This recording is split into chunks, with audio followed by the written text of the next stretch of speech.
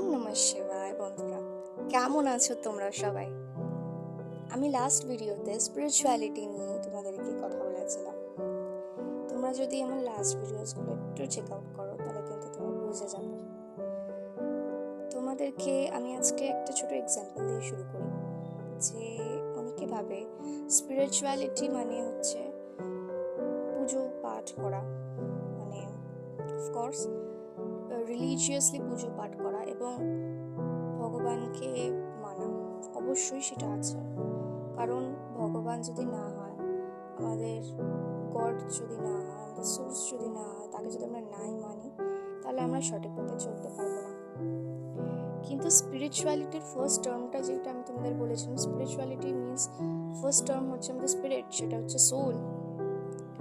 একটা কেস এসেছে, সেটা হচ্ছে একজন বয়স্ক, উনি আমাদের থেকে অনেকই বড়, তো উনি খুব পুজো আশা করেন, ঠিক আছে।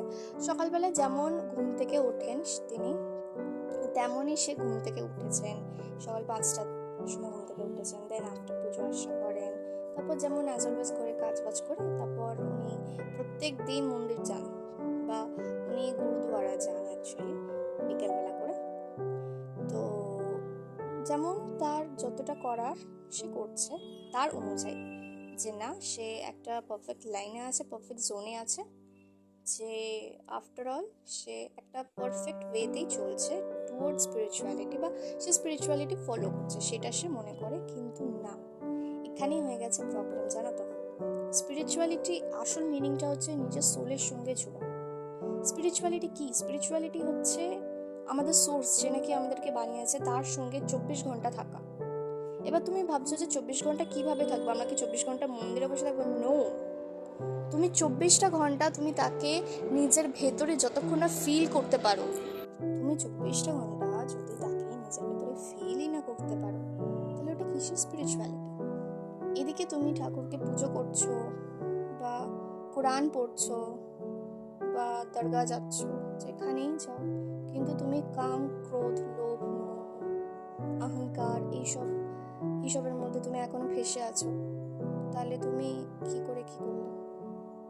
তুমি এদিকে আলটিমেটলি তুমি তো ইউনিভার্সকে নিজের ভেতর খুঁজতেই পারলে না। আমাদের প্রবলেমটা কি জানো, আমরা সবকিছু না টুয়ার্ডস মানে বাইরের দিকটা খুঁজতে থাকি, যে কারণ আমরা এমনিভাবে প্রোগ্রামড হয়েছি যে না, আমি যেটাকে দেখতে পারবো সেটাই সত্যি। মোস্ট অফ দ্য ক্ষেত্রে আমরা সেটাকে একটু বিলিভ করতে ভালোবাসি, যে না ইট হ্যাজ আ প্রুফ, তো তার মানে এটা আছে। অফকোর্স আমরা বাইরের দিকে সবকিছু খুঁজতে চাই, এভরিথিং।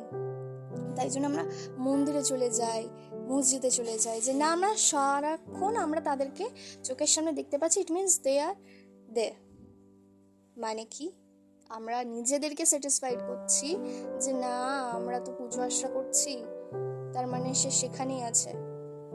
আমরা এটা কেন করতে পারি না যে সে সবসময় আমার ভেতরে আছে? কিভাবে সে আমাদের ভেতরে আছে সেটাকে কেন আমরা খুঁজে বার করতে পারি না? জানো, যখন তুমি নিজের উপর কাজ করা শুরু করে দাও, কাম, ক্রোধ, লোভ, মোহ, অহংকার, এগুলো যখন একবার রিমুভ করতে শুরু করে দাও, তখন তুমি 24 ঘন্টা প্রত্যেকটা সেকেন্ড তো বেশি বলে ফেললাম, সেকেন্ডও নয়, তুমি সারাক্ষণ নিজের সোর্সকে, নিজের পরমাত্মাকে নিজের ভেতরেই পাবে, সে তুমি যেই তার রূপকেই মানো না কেন। তো আমি এটাই বলার চেষ্টা করলাম যে সবকিছু আমাদের বাইরে নেই, সব আমাদের ভেতরে আছে।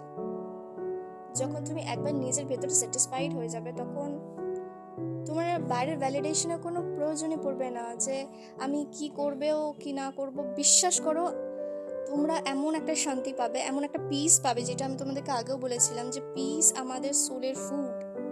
সেই পিসটাই মানুষে খুঁজতে থাকে, আর ওই পিসটা শুধুমাত্র তুমি তোমার সঙ্গেই পাবে, বাইরে কারোর সঙ্গে পাবে না। আশা করছি তোমরা ব্যাপারটাকে বুঝতে পারছো যে আমি কি বলতে চাইছি। আরও আমি এই নিয়ে অফকোর্স ভিডিওস আনবো, so stay tuned. Thank you so much.